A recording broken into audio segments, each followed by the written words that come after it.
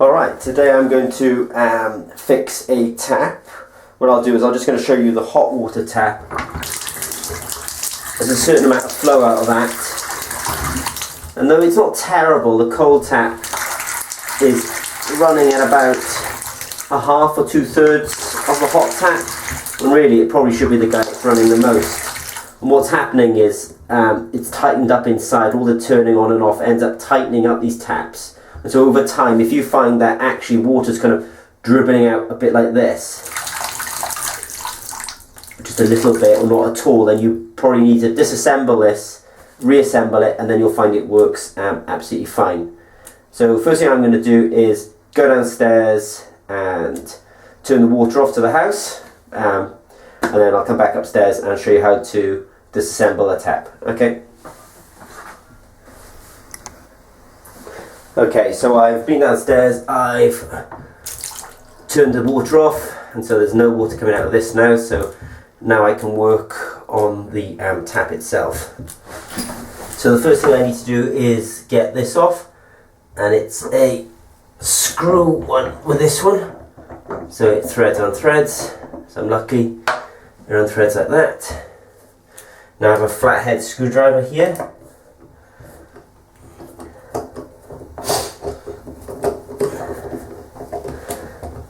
It might seem a little bit daunting, but it's actually quite straightforward, this job. Okay, I've actually got the plug in because it's so easy to drop things down the plug hole when you're doing something like this. So I definitely have the plug in. Now what I'm going to do is get a wrench or a spanner.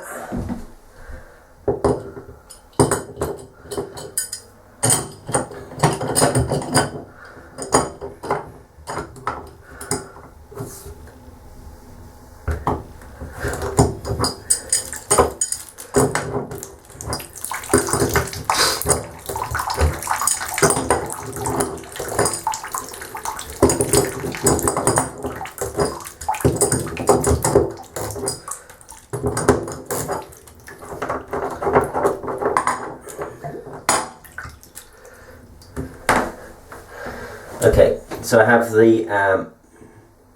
body of the tap out now.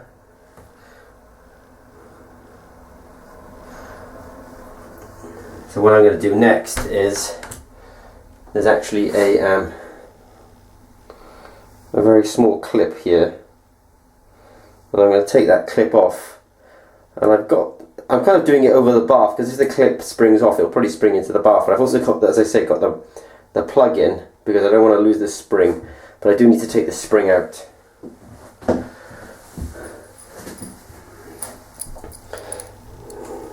It's one of these jobs where you really got to be, you're pushing towards your fingers, so you do have to be a little bit careful with this because you don't really want to push the screwdriver into your hand. I mean, it's not, so you've got to be careful.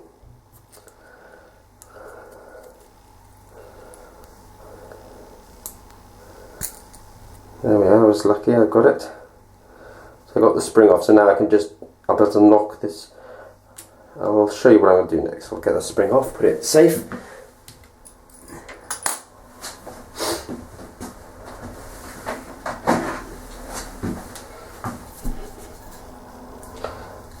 I'm just going to kind of give this a sort of gentle tap like this and get this out. Bit more than a gentle tap, it actually shot off, but that's okay. It's in the bath, I've got the tap, I've got the plug in, so I have it now. So what's happened over time is this has kind of unscrewed itself, and that's what causes the tightness. So as you turn the tap on and off, this thing ends up screwing itself out. Now I'll probably make a third video on this. I've actually made a video on this particular tap before, and it's kind of reoccurred, and it's reoccurred because I really need to put some Loctite on this and seal this up. But effectively what I'll do today now is just tighten that back in like that. So the situation is, over time, this guy unscrews itself, and that's when it sort of starts, the water starts dribbling out.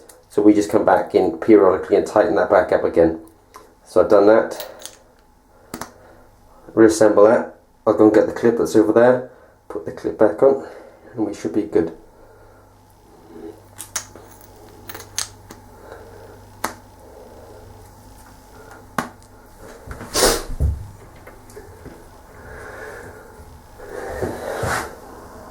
so I'll get the...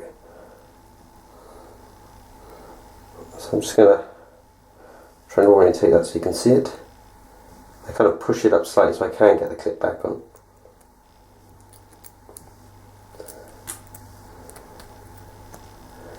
Great, so I've got the clip back on. Screw that out.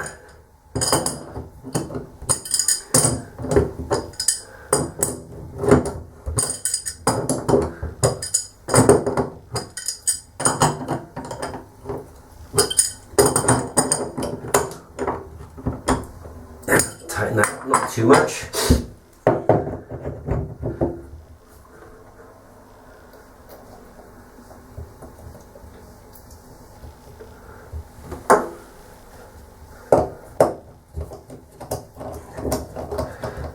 There we are.